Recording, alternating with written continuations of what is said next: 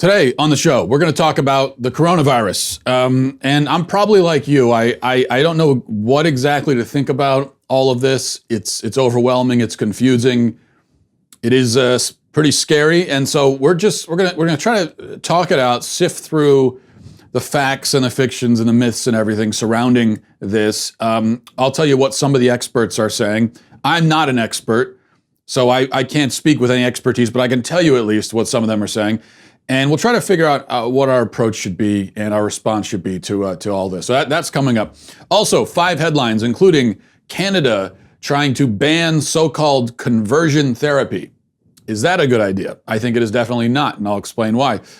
And in your daily cancellation, remember the woman who was on made the hilarious math mistake on MSNBC a few days ago? Well, she got a lot of grief for that. People making fun of her, which is going to happen in the internet age. But she's not happy about it, and she's come back, and you'll never guess what direction she decided to take it. She says that you're racist if you made fun of her for it. And so we're going to talk about that as well. All of that and more on the way. But first, as I said, I want to talk about the coronavirus and try to sift through this. There's been a lot of focus on the panic, the mass hysteria, and I've talked about that too. But I'm beginning to think that we're worried about panic. Are we getting to the point where actually mass denial is more the problem? Have we been so focused on stopping people from panicking that we have been maybe unintentionally encouraging denial? And is that becoming the bigger issue? My thinking on this has shifted. I will fully admit that. And it's hard for me to say that my thinking has changed completely because, or to say that I've changed my mind completely because I'm in the same boat as a lot of you. I don't know exactly what to think. There's a lot of information, a lot of people screaming from every side of this thing, a lot of people trying to exploit it for political reasons or for ratings or for whatever else. There are many pundits and commentators like myself who are very desperate to have the best take on the issue. So I just want to, as I said, talk through some of this. And I do that with the disclaimer, again, repeated, that I am no expert at all on this. Not that you'd be tempted to take me as one, hopefully, but just to be clear, what I'm doing right now, this is like the conversation that you're having in your living room with your family and friends about this, the conversations I've had with people about this. I'm not sitting here teaching you about the virus. Let me teach you about how pandemics work. No, what the hell do I know? We're just, as I said, talking through it and seeing if we can't find a little bit of clarity, just a bit amid the confusion. Now, to begin with, let's get some updates on this thing, starting with President Trump giving an address from the Oval Office last night, announcing some rather dramatic steps, justified steps, I think, including a travel ban from Europe. After consulting with our top government health professionals, I have decided to take several strong but necessary actions to protect the health and well-being of all Americans. To keep new cases from entering our shores, we will be suspending all travel from Europe to the United States for the next 30 days. The new rules will go into effect Friday at midnight. These restrictions will be adjusted subject to conditions on the ground. There will be exemptions for Americans who have undergone appropriate screenings, and these prohibitions will not only apply to the tremendous amount of trade and cargo, but various other things as we get approval. Anything coming from Europe to the United States is what we are discussing. These restrictions will also not apply to the United Kingdom. At the same time, we are monitoring the situation in China and South Korea, and as their situation improves, we will reevaluate the restrictions and warnings that are currently in place for a possible early opening. Of course, Trump is being attacked by the Democrats for this, yada, yada. I'm not really interested in getting into the politics of it. The Democrats are trying to make this in. They were complaining Trump's not doing enough, and now they're complaining that he's doing too much. It's too draconian and strict to restrict travel from Europe. They're obviously wrong about that, but I don't want to make that the focus. I think that's a mistake to make that the focus. to try to use the coronavirus. Let's talk about how the Democrats are wrong about the coronavirus. I mean, they are wrong, but a lot of other people are wrong too, and that's not really the point. That's not what's going to keep us safe, and that's not the most important thing to us and our families, I don't think, in this. So that's not what we're going to discuss. I think the measure makes sense. It's good. This is what we need to do. But there are two things in response to it or reaction to it that I want to say. One is that it's too late, of course, to keep the virus out of our country completely. It's good to prevent more sources of it from entering. So that's why I think this is a good thing to do. But it's here already, obviously.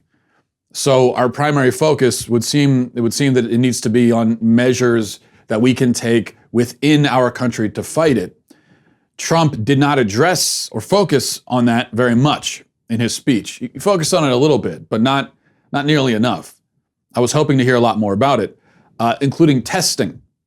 Because right now, one of the biggest problems we have is that not very many people have been tested for it. And it's difficult to get a test if you think you need one. We should be testing everyone who might even remotely have come in contact with it. That's what South Korea did. And we'll get back to South Korea in a moment.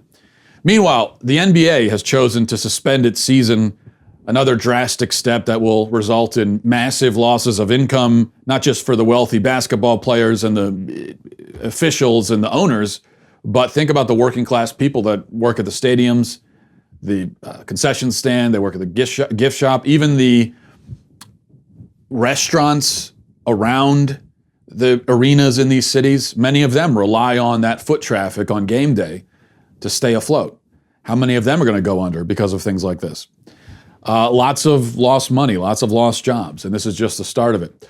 Also, it was reported yesterday that Tom Hanks and his wife have coronavirus. They were shooting a movie in Australia, I believe, and now they have it. They're reportedly doing well, though. And Dr. Fauci, director of the National Institute of Allergy and Infectious Diseases, this is all stuff that happened yesterday with coronavirus. That's why I'm going through all of it now. Dr. Fauci, by all accounts, very reliable, non-political person, was talking to a congressional committee yesterday about the disease. And this is how he tried to explain the lethality of it, especially relative to something like the flu. Dr. Fauci, can you, by way of comparison, briefly explain how does COVID-19 compare to other previous health situations, SARS, H1N1, things like that? Sure, sir. Thank you for the question. Well, SARS was also a coronavirus in 2002. It infected 8,000 people, and it killed about 775. It had a mortality of about 9 to 10%. So that's only 8,000 people. In about a year, in the 2.5 months that we've had this coronavirus, as you know, we now have multiples of that. So it clearly is not as lethal, and I'll get to the lethality in a moment, but it certainly spreads better. Probably for the practical understanding of the American people, the seasonal flu that we deal with every year has a mortality of 0.1%. The stated mortality overall of this, when you look at all the data, including China, is about 3%. It first started off as 2 and now 3. I think if you count all the cases of minimally symptomatic or asymptomatic infection, that probably brings the mortality rate down to somewhere around 1%, which means it is 10 times more lethal than the seasonal flu. So the good news is that the mortality rate isn't as high as has been reported, the 2 or 3%, probably not that high. The bad news is, according to him and most other medical experts that I've read, it's at least still 10 times deadlier than the flu.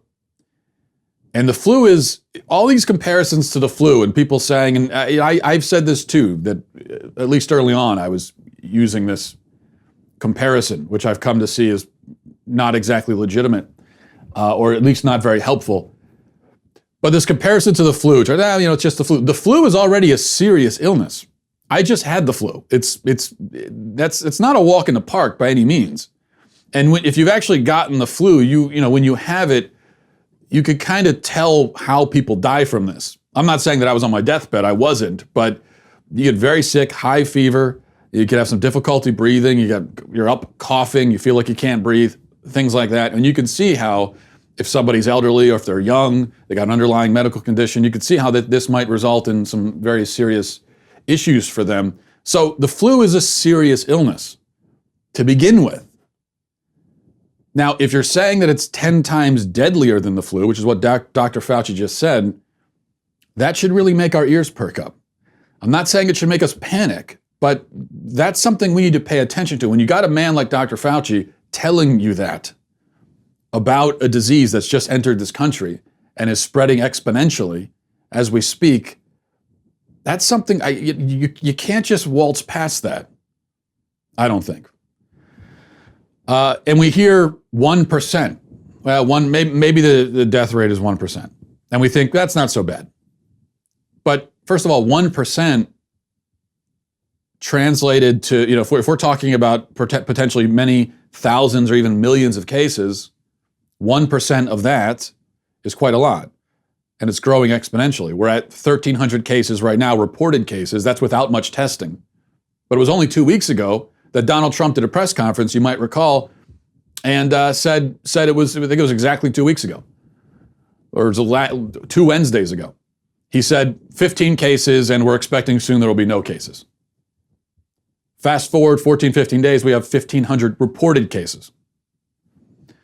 But on this issue of the mortality rate, just because you survive an illness doesn't mean that it was a mild case necessarily, and that you came out unscathed. So let me read a little bit of an article by James Hamblin, who's a doctor and lecturer at Yale School of Public Health.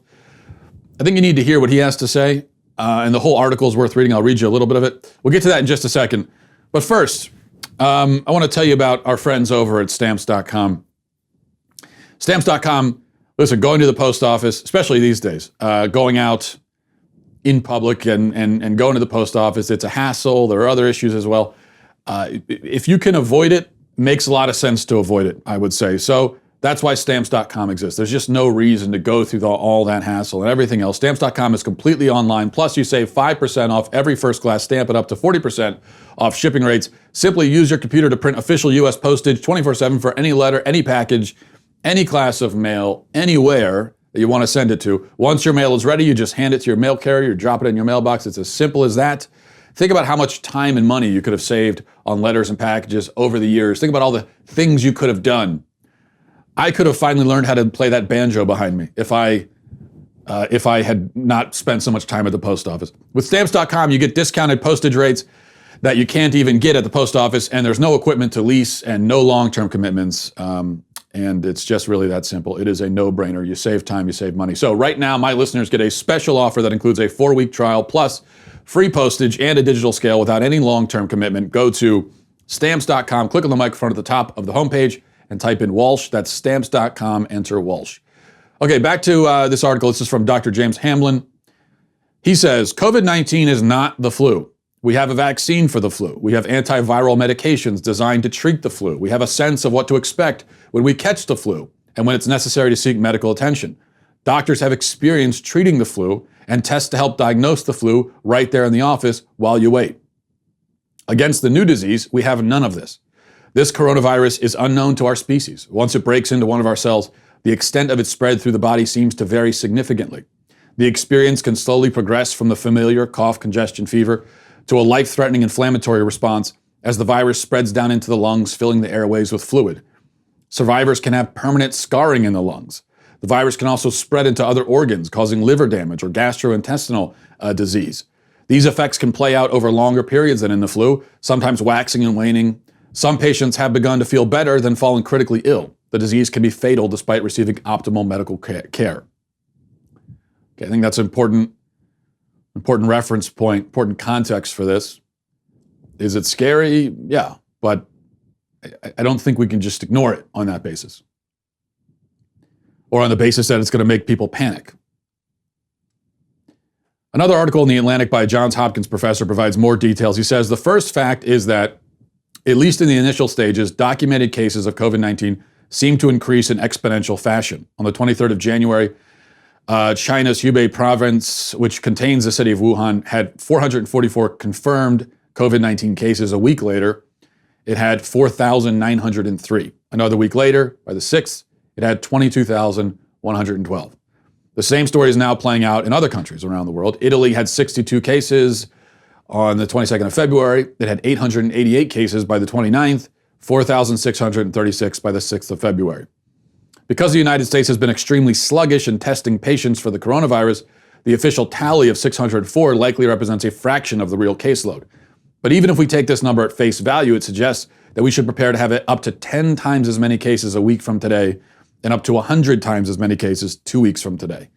The second fact is this disease is deadlier than the flu, to which the honestly ill-informed and the irresponsible insist on comparing it.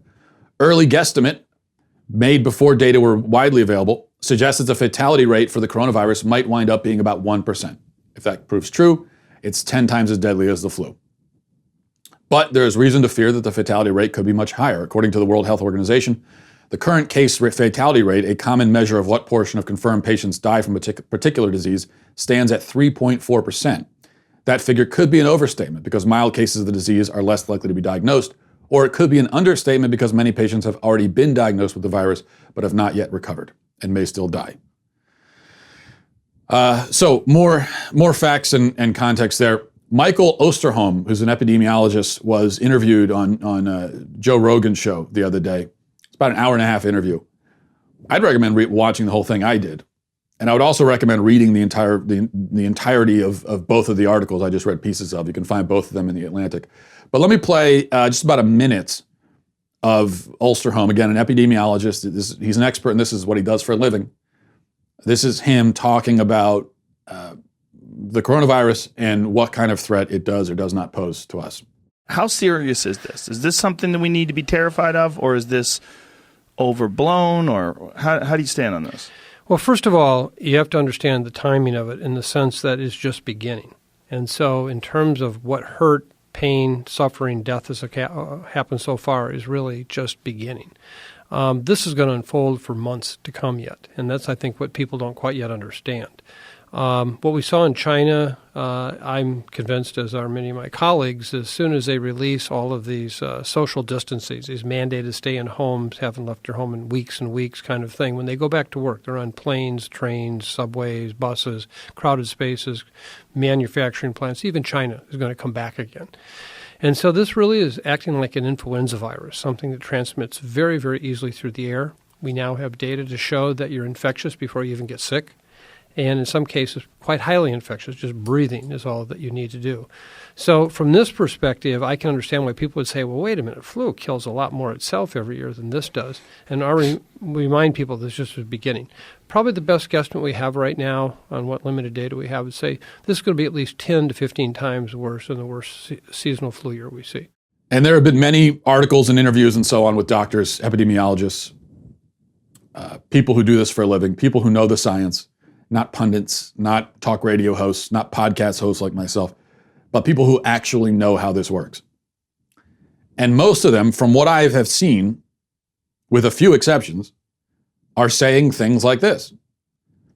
They're not screaming it. They're not saying, oh my God, we're all going to die. But they're saying, this is serious. This is a big problem. And this is a serious illness. And it is worse than the flu. And it just is. I'm sorry, but it is. So I look at this and I listen to it, and I look at the fact that governments have been quarantining whole populations, shutting down events, taking drastic steps, costly steps, absorbing massive hits to their economy in order to stop this. I look at companies like the NBA willingly losing millions, if not billions of dollars. I look at the numbers as they stand right now, exponential growth in the United States. Italy in such bad shape that they're having to decide which patients to treat and which to let die. And if you think that could never happen here, we'll also keep in mind that we're being warned by healthcare professionals that if there's a massive influx of people who need medical treatment because of this, and I think the hospitalization rate right now is about 10%, which is high. If there's a massive influx, we don't have the capacity to treat all those people right now. We don't have enough ventilators. We don't have enough hospital beds. We don't have it. And we already know we don't have enough tests. So you look at all that. And then South Korea. There are people who point to South Korea for encouragement. I was doing that myself. I was looking at South Korea. Well, they're containing this. That's encouraging. Maybe maybe Italy's an outlier. Who knows? But South Korea took very dramatic steps. We have to keep that in mind. Decisive and quick steps, including they opened up drive-thrus where you could drive through and get a test. Easy as that. Don't even get out of your car. They were testing everybody. They're doing about 15,000 tests a day. We have done total less than 7,000. So they do more. We do half. We've done half total of what they do in a day. Just to put that in perspective. They shut down big events. They practiced very disciplined social distancing. They even, according to a Washington Post article I just read, they put GPS trackers on the infected people anonymously so that other people, and then that information was available online. You could go and find out where the infected people are and then avoid them. Now, I'm not saying that we should do that. I think there's serious privacy concerns there, very serious. I am saying that before you feel too good about South Korea, realize they did things to stop this that we are not doing, some of which we should do, like mass testing. I have a friend who came here just this week, flew here from Israel, and he has cold symptoms. No fever. He's probably fine, probably just a cold. And he has, he's got a runny nose and things like that. And that, as far as I understand, is not really a symptom that is typical of COVID-19. But even so, he's an international traveler with flu-like symptoms. He should be able to get tested. He called up though. They told him, you don't need to get tested. Call us back if you have a fever. Maybe we'll help you out then. That's not the way it should be. In South Korea, he's getting tested. Here, doesn't get tested. So I look at all this and I begin to suspect that my initial take was wrong. As much as I hate being wrong. Initially, I thought that this was media hype. Going back a month ago, when we first started hearing all these reports, there was warnings of global pandemics. And I said, my reaction was, yeah, well, here we go again. The media is always hyping up some doomsday scenario, some new apocalypse, some vehicle of doom and destruction they're always talking about, and then it always fizzles out. Whether it's a pandemic or a hurricane, I mean, how many times have we seen this? The boy who cried wolf, right? But the point of the boy who cried wolf story is that the wolf actually shows up one day. Is this our wolf? Has the wolf come?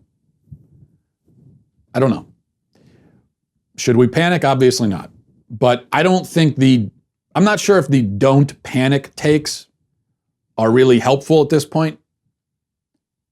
And I have shared those takes as well. I even wrote an article about, we shouldn't panic.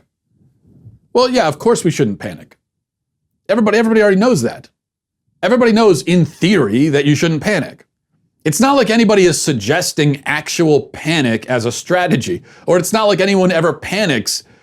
No one ever makes the decision, you know what, I think I should panic right now. Yeah, that seems like the right approach, and then they start panicking. That's not the way it works. So saying don't panic already is pretty useless. Everybody knows that. It's like saying to someone, don't have road rage. Nope, don't have it. You shouldn't have road rage. Well, yeah, of course. Nobody thinks road rage is a good strategy. No one is pro road rage. It happens because their emotions get the best of them. And I doubt that someone in the midst of, they're about to explode in a road rage event, I don't think they're going to stop and say, you know what did I hear someone tell me once about how I shouldn't have road rage? Oh yeah, they did tell us. Okay, so I think I won't. Yeah, you shouldn't panic, fine. But you also shouldn't panic even if you're in a really dire situation. If you're drowning in shark-infested waters, you shouldn't panic then either. Panic's not going to be helpful, but that doesn't mean that you're not in a dire situation. And if somebody's shouting from the shore, don't panic, that's not going to be a lot of help. It's a fat lot of good that's going to do for you. And in any case, it doesn't negate or minimize the fact that you really are in a tough spot. Zombie apocalypse, don't panic. Yeah, sure, but it's still a zombie apocalypse. Now, I'm not saying that this is tantamount to us all drowning in shark-infested waters. I'm not saying it's a zombie apocalypse. But I don't know if we really need to keep telling people not to panic. And besides, are people actually panicking over this? Some people are panicking that they might run out of toilet paper. We've seen a few videos of people fighting over toilet paper. I think that's not really panic over the disease. That's more panic that they're going to need toilet paper and not have it. I understand that panic. In fact, we have all in our lives had panicky moments where you need some toilet paper and can't find it. So that I can almost understand. Other than that, I don't see people running through the streets with their hair on fire. I don't see it. I think some people are concerned, very concerned. I'm in that camp now. I'm officially there. The facts on the ground as they stand right now, I think justify serious concern. And now what I'm starting to worry is that the issue is less panic and more denial. This is all anecdotal, but the people talking about panic, it's anecdotal for them too. So anecdotally, what I have seen, denial is at this point far more common than panic. I haven't actually seen or talked to anyone who's legitimately panicking. So I haven't met that person. I have met people and talked to people who are in straight up denial about this. And then you have to also think, what if we are in a pandemic situation, which the World Health Organization officially declared a pandemic, what is more dangerous, do you think? What's more dangerous, to panic or to be in complete denial? To take too many precautions or to take none?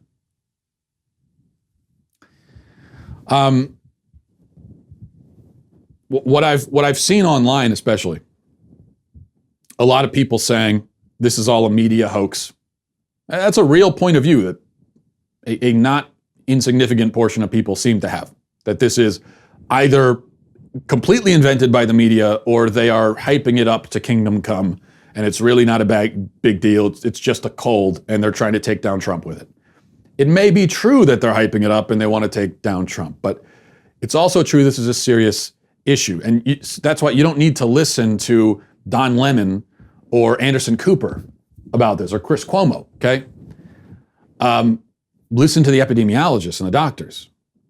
Unless you're going to say that all of them are also engaged in a conspiracy to take down Trump, then I think we see that there is cause for concern.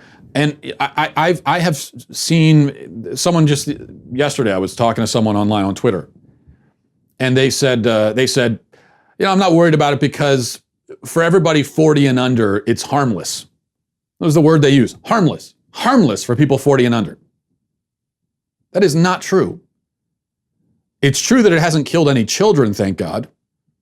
There are certain diseases that for whatever reason don't really affect kids, although kids are still carriers of the disease, and they're going to bring it to people who it will affect. But it gets worse and worse, it seems, as you get older. So if you're in your 30s and you get this, you're probably not going to die, but you could. And there is you could have, even if you don't die, a very serious response to it. Harmless? But it seems like there are those who are inventing comforting facts about this to make themselves feel better. This is someone who just is telling themselves, oh, it's harmless if you're under 40. They just made that up. No doctor has said that. No epidemiologist, no expert, no health organization has said that it's harmless for people under 40. That's just someone who's made it up. And I ask you, what is a greater danger and threat to your health? To be someone who thinks it's harmless, or to be someone who's too freaked out about it? I think we'd all do well to heed the warning of, I'm trying to pull up this article. There was an article in Newsweek written by a doctor in Western Europe, and a little bit of what he says. He says, I'm a doctor in a major hospital in Western Europe, watching you Americans and you Brits in these still early days of the coronavirus pandemic. It's like watching a familiar horror movie where the protagonists, yet again, split into pairs or decide to take a tour of a dark basement. The real-life version of this behavior is pretending this is just a flu, keeping schools open, following through with your holiday travel plans, going into the office daily. This is what we did in Italy. We were so complacent that even when people with coronavirus symptoms started turning up, we wrote each off as a nasty case of the flu. We kept the economy going, pointed fingers at China, urged tourists to keep traveling. And the majority of us told ourselves and each other, this isn't so bad. We're young, we're fit, we'll be fine even if we catch it. Fast forward 2 months and we are drowning. Statistically speaking, judging by the curve in China, we are not even at the peak yet, but our fatality rate is at over 6%, double the known global average. Put aside statistics. Here's how it looks in practice. Most of my childhood friends are now doctors working in North Italy. In Milan, they are having to choose between intubating a 40-year-old with 2 kids, a 40-year-old who is fit and healthy with no comorbidities, and a 60-year-old with high blood pressure because they don't have enough beds. In the hallway, meanwhile, there are another 15 people waiting who are hardly breathing and need oxygen. And he continues from there. The problem, I think, and so you listen to people in Italy and they look at the denial that we're in right now, some of us, and they're saying, snap out of it right now, because this is coming for you. Yeah, it's a different kind of healthcare system. Yes, Italy's an older country, but we're not immortal, right? We're not superheroes. We are humans. We're mortal just like them. We're not impervious to disease. And viruses don't discriminate. They don't care that it's America and we're different. I don't think a virus recognizes that. The problem, I think, and I know this is my issue, even now, part of my issue, part of my hesitation in taking this as seriously as I probably should, is not knowing who to trust. And I think that's a big issue. It's a crisis of trust. There's so much information out there. We know there are a lot of people lying, a lot of people with agendas, and there's just so much of it. There's such an influx of information for us now from so many different sources. Who do you trust? Well, I feel fairly safe trusting epidemiologists and doctors and health organizations on the topic of infectious diseases and pandemics, even the CDC and the World Health Organization. Now, I'm not going to trust these organizations or these people implicitly on every topic, but on the issue of infectious diseases, pandemics, how viruses work, well, if I don't trust them, then who do I put above them? Who am I going to trust instead of them? I'm not an expert on it. I'm not going out there into the field to do research. I'm not getting my microscope out and studying this thing myself. I'm sure you're not either. So you got to trust somebody. You have to get your information from somewhere. If you're not going to get it from these people, who are you getting it from? Cable news hosts? Talk radio hosts? But the other issue is that it just doesn't feel real, does it, for us right now?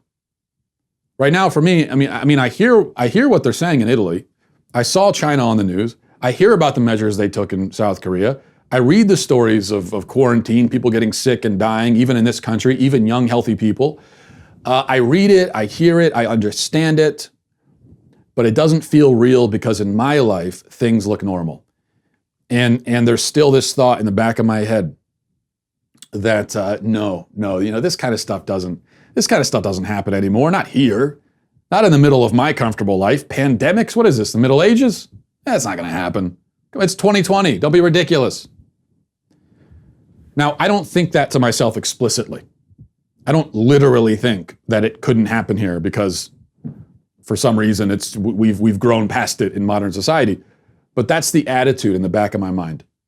Maybe you can relate. In fact, I know that a lot of people can relate based on the demeanor of so many people and based on the people who are still, in spite of all the facts on the ground and everything we're hearing from experts on the subject, still they insist that this is nothing to worry about.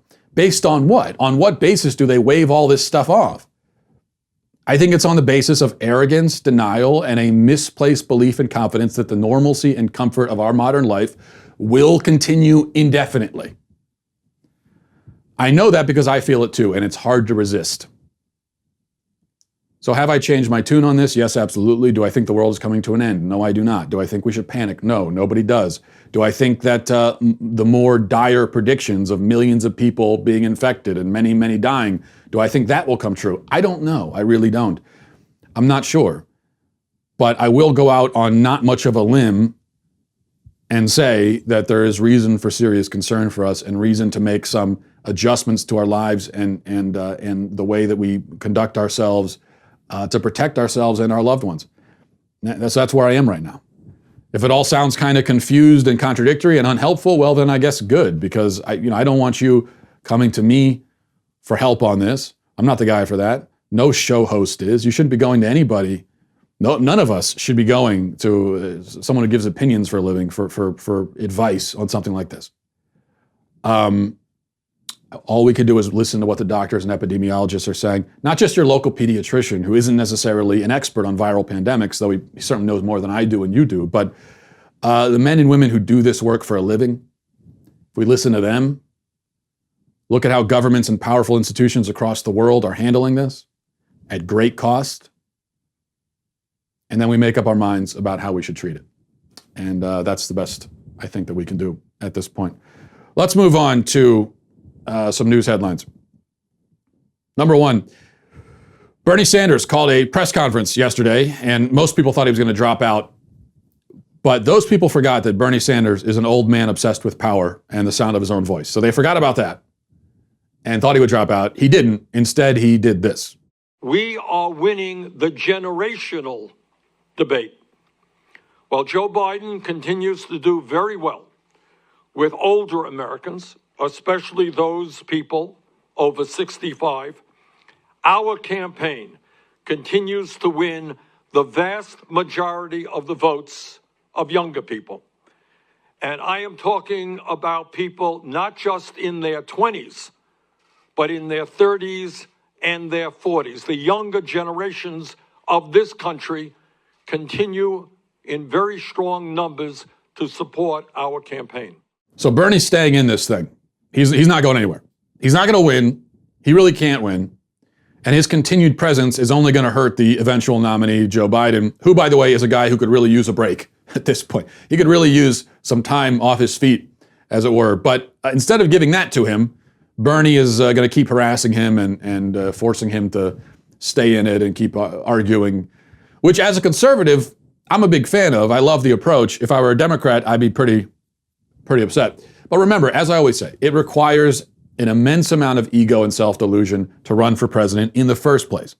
I mean, just thinking to yourself, imagine thinking to yourself, seriously, I should be president and I can actually win. I should be in charge of the whole country. I am the guy. And I can, and I could really win too. Imagine the narcissism required to have that thought in your head. And the near psychotic level of delusion you have to think that you could actually win. Now, of course, it does end up being true. One of those deluded narcissists will really win. And so maybe in the end they weren't so deluded, though they're still narcissistic. But that's why when we understand that, it becomes less mysterious why a guy like Bernie Sanders stays in the race, acting like a deluded narcissist to the very end. Well, because that's what he is, and that's why he got in, and that's been the animating force behind his run this entire time. Number two, Harvey Weinstein, as you probably heard, is going to jail for 23 years, convicted of rape. He's also going to be, I imagine, in solitary confinement, essentially, for his whole time in prison. I would think that, although I did recently read that they moved Bill Cosby out of protective custody and put him in the general population, which is kind of surprising. It seems unlikely they would do that with Weinstein. I don't know. Either way, an astounding turn of events for Harvey Weinstein. Not astounding at this point. The fact that he's going to jail, if you're looking at the last 3 years, the fact that he's going to jail for rape is not very astounding. But if you go back 5 years, 10 years, he was one of the most powerful people in Hollywood, wined and dined by the world's elites. Now he's going to prison as a rapist, and he'll die there in a cell. Of course, this should have happened much sooner, and those elites who are wining and dining him, a lot of them should be in jail with him. But the point is, evil doesn't look so glamorous anymore when it's hobbling into a jail cell as an old, fat, broken man to sit there and for the rest of his life and then eventually die, forgotten and scorned. That's what evil gets you. Number three, a bill in Canada, speaking of evil, would criminalize so-called conversion therapy. Here's the language of the bill. Any practice, treatment, or service designed to change an individual's sexual orientation or gender identity or to eliminate or reduce sexual attraction or sexual behavior between persons of the same sex. For greater certainty, this definition does not include a surgical sex change or any related service. So that's how they describe conversion therapy, and the bill would ban that. Now, in a pretty powerful testimony against this bill, a woman who used to live as a man recorded a video that was going to be presented to the lawmakers in Canada, urging them to vote against the bill. because she's someone who relied upon so-called conversion therapy to come to a point where she's happy and satisfied in her own body as the person that God made her. Here's some of what she had to say. Senators of Canada, I would encourage you to vote no on S-202. Without the help of discipleship ministries and counseling, I could not be living in my biological sex, healthy and whole. Giving those who struggle with gender confusion hormone is only treating the symptom and not treating the real underlying issues. In voting no, you would allow hope to continue for those, like me, who are seeking help from counseling or from a ministry or help through their church. These places are offering healing and restoration to those who struggle with unwanted same-sex attraction, homosexuality, or gender confusion, not conversion therapy. Now let's think about this. Think about a bill that criminalizes so-called conversion therapy. First of all, what happened to being pro-choice? If someone wants to seek this counseling, why shouldn't they have the choice to do it? What you're really saying with a bill like this is that a person in the LGBT community should not be able to find and receive and choose to receive this sort of counseling, even if they want it. How is that not infantilizing, patronizing, controlling? Also, let's focus on the transgender piece of this, because this is where it's really, really evil, in my opinion. What the bill seems to be saying is that if a man, let's say, thinks he's a woman, it should be against the law to help him accept his natural biological sex. To try to relieve him of this delusion that is destroying his life and causing him despair, and which he is seeking. He has gone to a counselor seeking to be rid of it. What Canada is saying is, no, it should be illegal. You can't treat that. You can't give him what he wants. You can't help him. If he thinks he's a woman and he's unhappy with that delusion and wants to be free of it, sorry, you can't help him. But it's not illegal. It's explicitly not illegal to castrate him. So that's what you're allowed to do. He comes to you, thinks he's a woman, he's in despair. You can castrate him. You can't give him psychological treatment. Castration is going to be the only acceptable treatment option, one of the only acceptable treatment options for someone with gender dysphoria. Canada has completely lost its mind in conclusion. But actually, wait a second here, because let's think about this. If a gay man wants to be a woman, becomes a woman, quote unquote, and is still attracted to men, then if his new gender is legitimate, and if we're told he's a woman now, that's what he is, well, hasn't he just gone from gay to straight, according to you? Now he's a woman attracted to men. He's a straight woman. Went from gay man to straight woman. He went from gay to straight, right? So isn't that conversion therapy then? Haven't you effectively changed his sexual orientation, which you've told us is impossible to do? Well, you just did it. So you're telling me it's illegal to change someone's sexual orientation unless you do it by castration, in which case you're good to go. 4, Sarah Palin was on the show The Masked Singer. That's the one where celebrities or former celebrities come out in masks and sing, as the name would suggest. This show is somehow very popular. Sarah Palin showed up, and I'll show you the clip. I'm not really sure the context because I don't watch the show because I have an IQ over 82.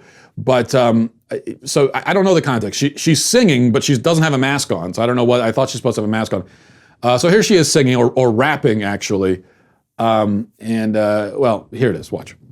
The artist formerly known as The Bear. Y'all make some noise for Governor Sarah Palin.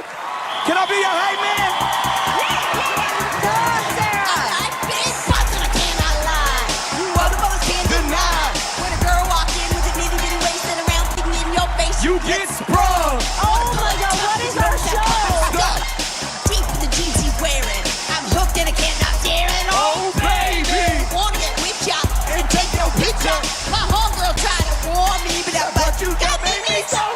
Ooh, rubber smooth skin. Say don't get my pants. Use me, cause you ain't that average. Ruby. God's wrath has really come upon this nation, and for good reason. Very, very, very good reason.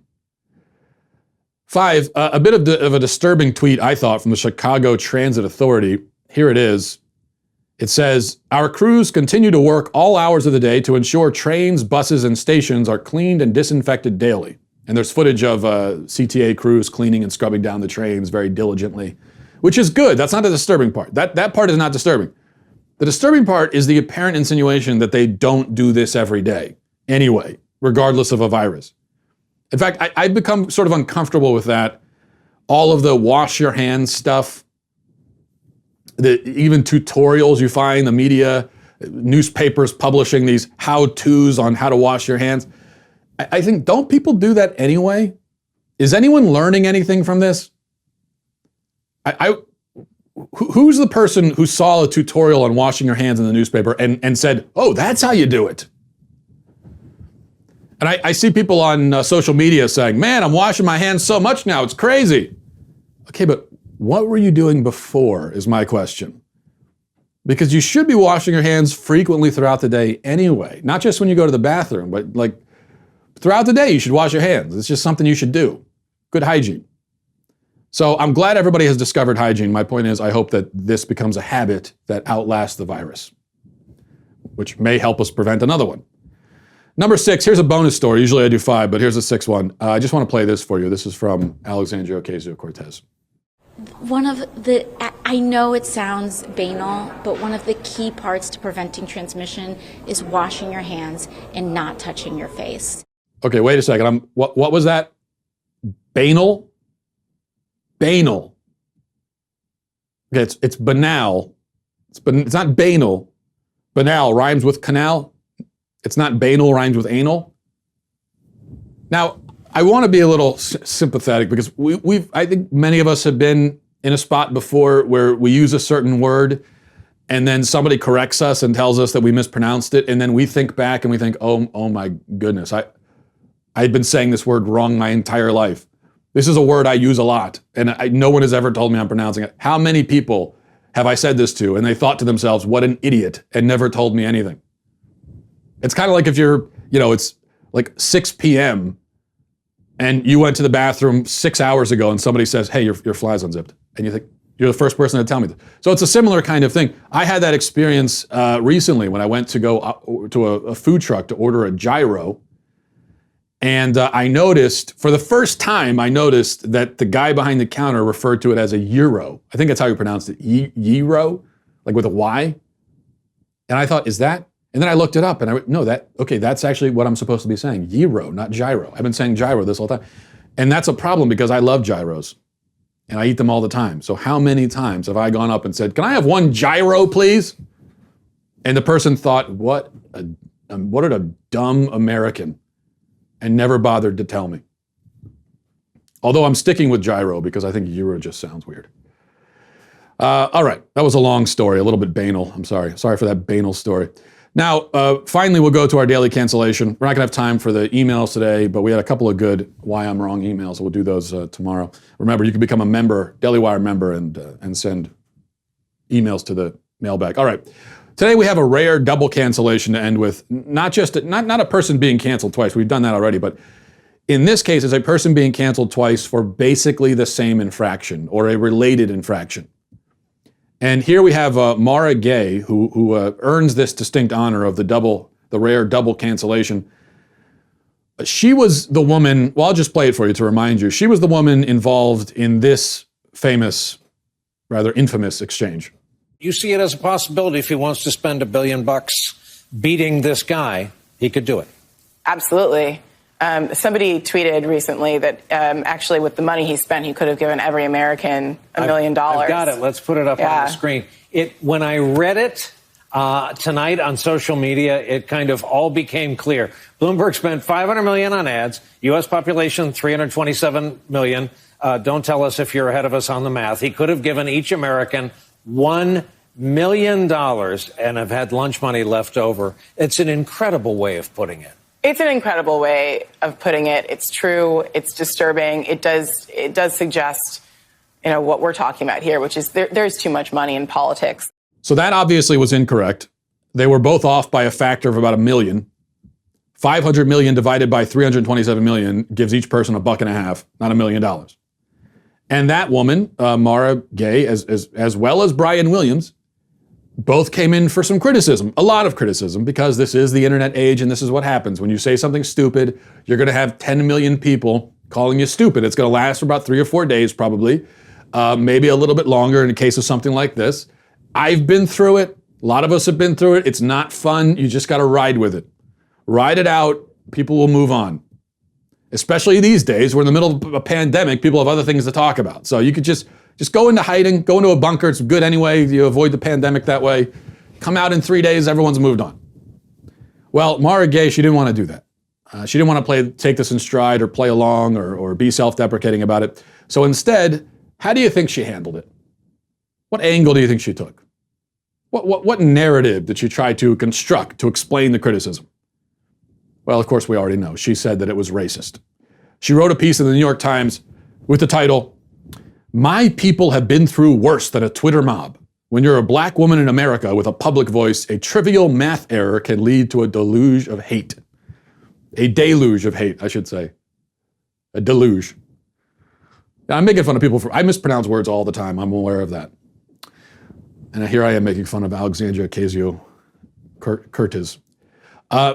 And she goes on from there to talk about the racist attacks that she suffered, all the horrible racism, the racist mob that came after her. She doesn't, never mind the fact that Brian Williams, again, is a white man, and he came in for the same criticism, same exact amount, probably more.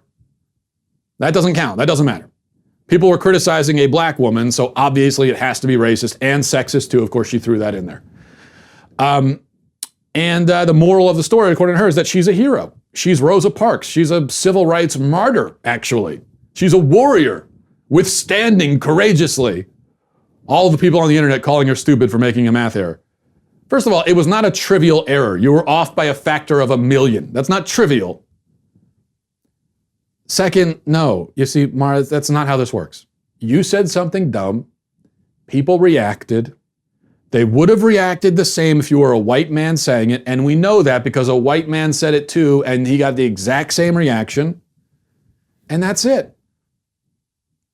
You might be able to sift through the thousands of tweets that came at you, laughing at you, and find a couple that had a racist tinge to them, and that's bad, they shouldn't have done that, but that doesn't make the entire mob racist. If there are 10 million people making fun of you, and 3 of them make it into a racial thing, you can't say that the entire 10 million are racist.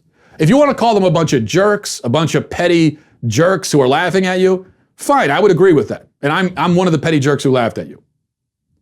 Not racist, though. Not everything is racist, it turns out. All right, we're going to leave it there. And hope you guys all have a great day. Stay safe out there. Remember your social distancing. And we'll talk tomorrow. Godspeed.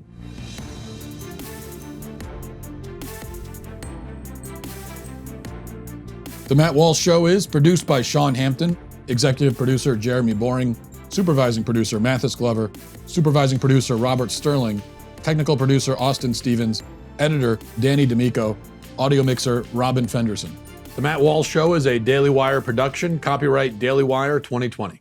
Hey everybody, it's Andrew Klavan, host of The Andrew Klavan Show. You know, some people are depressed because the American Republic is collapsing, the end of days is approaching, and the moon has turned to blood. But on The Andrew Klavan Show, that's where the fun just gets started. So come on over to The Andrew Klavan Show and laugh your way through the apocalypse with me, Andrew Klavan.